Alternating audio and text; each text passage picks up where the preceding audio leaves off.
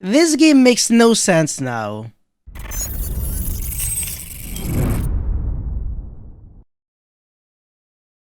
What's going on, guys? This is Miasin, and this is the OCG metagame breakdown number 0 for the new OCG ban list. So this time people were playing with, these new limitations. So Verte got banned. However, Fusion Destiny went from 0 to 1. So now you can technically summon Phoenix Enforcer back again, but without Verte Anaconda, is it really worth it? And also, the Brave Token engine is not banned, but it's so, more inconsistent that, do you really want to play it? There's only one Rite of Aramesia, one Aquamancer, and for a bunch of semi-limits, a few little nerfs, and a few little boosts. And finally, for the unlimits, I think nobody really cares that much about them. I know this card, Metaverse, is completely irrelevant. It could be a 10, and nobody would care because Mystic Mine is banned in the OCG. So I will be covering this metagame breakdown by, of course, Akira, which covers 78 top-performing decks from in the span of 11, 12 a day. So before this video starts, make sure you like and subscribe, check me out on Twitch and Instagram. And with that being said, let's jump right into it.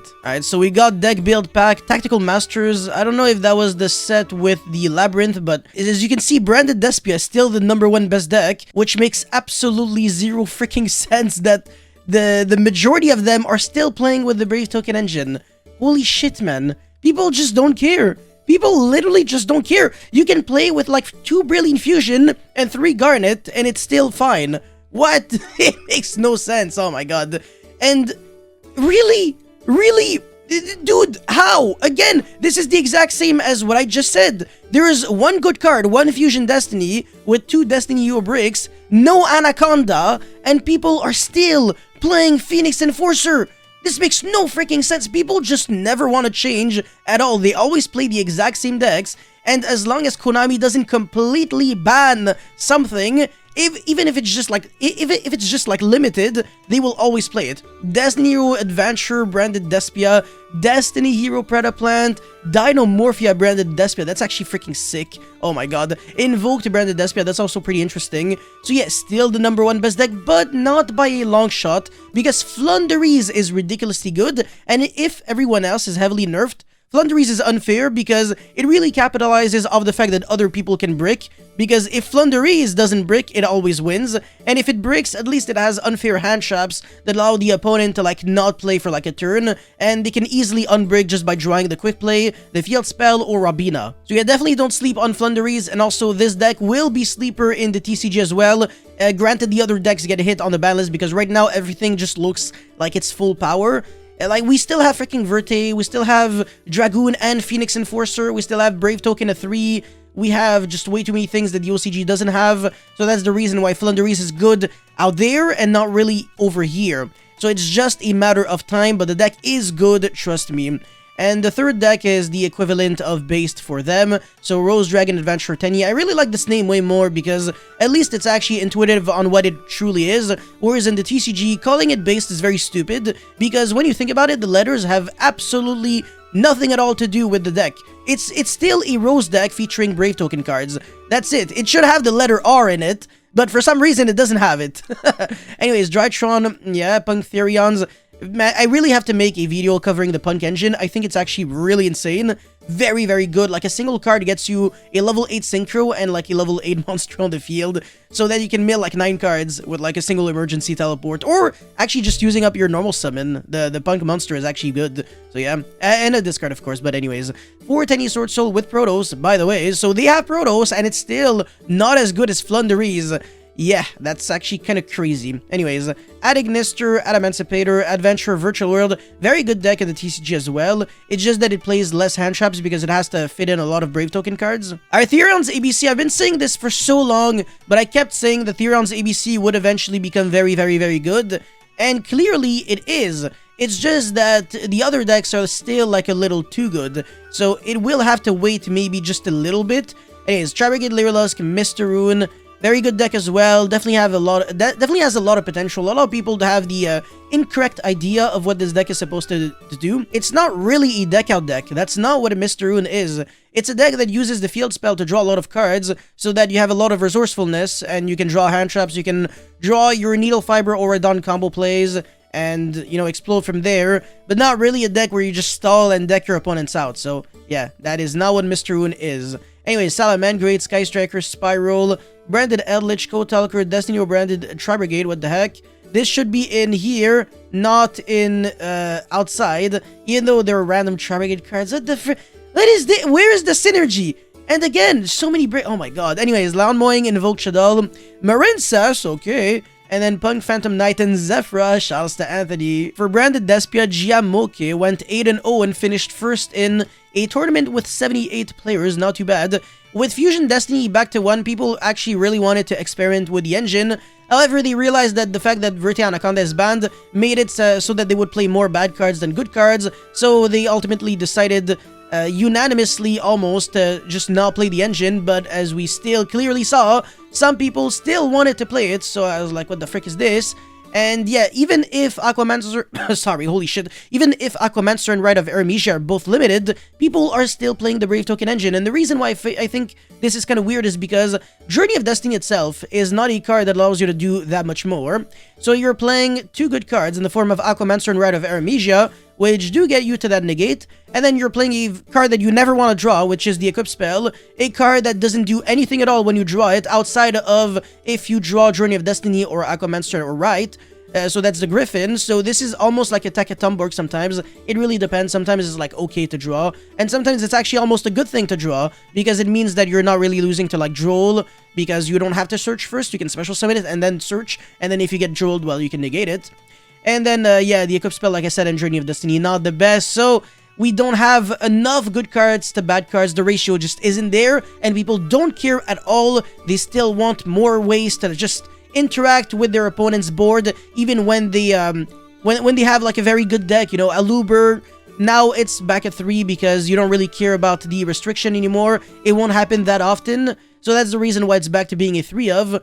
That card should have always been a 3 of, almost, quote-unquote, but because of the fact that the Rite of Aramesia prevented you from using the effect of your normal summon monsters, this card was kind of bad to draw sometimes. And yeah, Ad Libitum at 1, 2 Despian Tragedy, nothing new here, Despian Comedy, 1 single Fallen of Albaz, that is the number that Shunsuke was playing. So that means that if you want to resolve multiple branded fusion, your first fusion monster always, absolutely always has to be the Lubellion, which means that you send a dark monster such as Tragedy, and then you shuffle back the Fallen of Albaz with the Lubellion to make the Mirror Jade, so that you have your Fallen of Albaz in your deck again, and you can use Branded Fusion next turn. Now, this is good, and this is bad. This is good because it means that you get to minimize the amount of breaks that you're playing, but it's bad because you have to discard 1 card, and it means that you can't even afford to play Dragoon, so if you're using the same mentality in the TCG, you're going to be making a infinitely worse board. So I don't know if that's really what you're trying to do, but yeah. Remember that Branded Despia in the OCG and TCG will be 2 completely different things, because their strategy is, you know, Mirror Jade Turbo, whereas for us, it won't be that. I think it might actually be Dragoon Turbo with potentially, I don't know, maybe the Phoenix Enforcer as well if people decide to play that engine. We never know yet, but we still have 2 Fusion Destiny, still very good. But yeah, anyways, 3 Albion. The Contact Fuse monster is nowhere to be seen, huh? I don't see it, so yeah, maybe people are just not even playing it anymore, which I actually find a little odd, but when Dragon Link is such a garbage deck in the OCG, I think I can actually understand why. So yeah, if you summon like Hieratic Seal Savage out red, a single Fallen of Albaz outs your entire board, which is very, very sad. Anyways, a lot of hand traps still, so 3 Maxi, 3 Ash, 2 Veiler, Ghost Bell, 3 Imprim, so 12 hand traps in the main deck, citing even more freaking hand traps, so 8. That would be 20 hand traps in total. Holy shit, imagine losing going second. Might actually still happen if you break like crazy. But yeah, a lot of consistency cards as well. Gold Sark, so you can banish the Despian Tragedy and then search your Luber that way. So Gold Sark is basically a reinforcement of the army.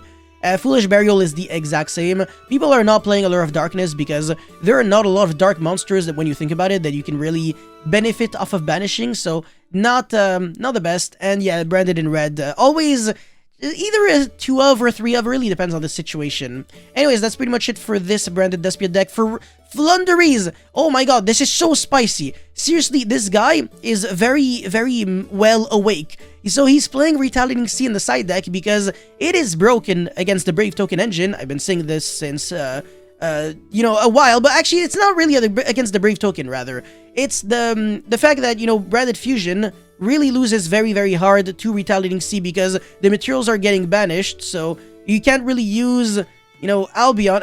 Is it Albion? I think because Lubellion shuffles back from Banished. And the reason, by the way, why it's not that great against the Brave token is because the equip spell can just bounce back the Rite of Aramnesia. But if your opponent does that, then you still have your Retaliating Sea either way, so you can use it when your opponent uses Branded Fusion. That's kind of what I meant. But yeah, I mean, if your Retaliating Sea dies, you search Max Sea, but it's still very good against the other deck. So like I said, if your opponent uses Branded Fusion, he's gonna have absolutely nothing in Grave, which means that he can't use Branded in red, can't use the effect of Mirror Jade because it's sent to the graveyard as cost. If you use it against Drytron, you have it for Nova, Meteonis, Dawn of the Herald.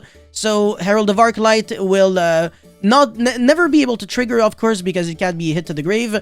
Same thing with Ava. Again, that's only relevant for the OCG. There was something else, actually, for Drytron. I kind of forgot. But yeah, I think the Herald of Perfection and Ultimateness, they cannot use their effects because they sent to the graveyard. I forgot if they sent to the graveyard or discard, actually. I might be wrong, but whatever. Yeah. Against Mr. Rune, this is absolute game because your opponent will not have these spells in the grave to put them back to the grave in order to draw cards with the field spell, which is the Spring of the Mr. Rune. So if you can banish all of them, then all the better. So Retaliating Sea in a format where a lot of spell cards special summon is ridiculously good. That means that we can actually see B-Trooper being a tier 1 deck very, very soon as we get... you know, the Branded Fusion, because if you get the main deck Retaliating Sea and people are using Branded Fusion, and you just use it, your opponent will cry. I can promise you that.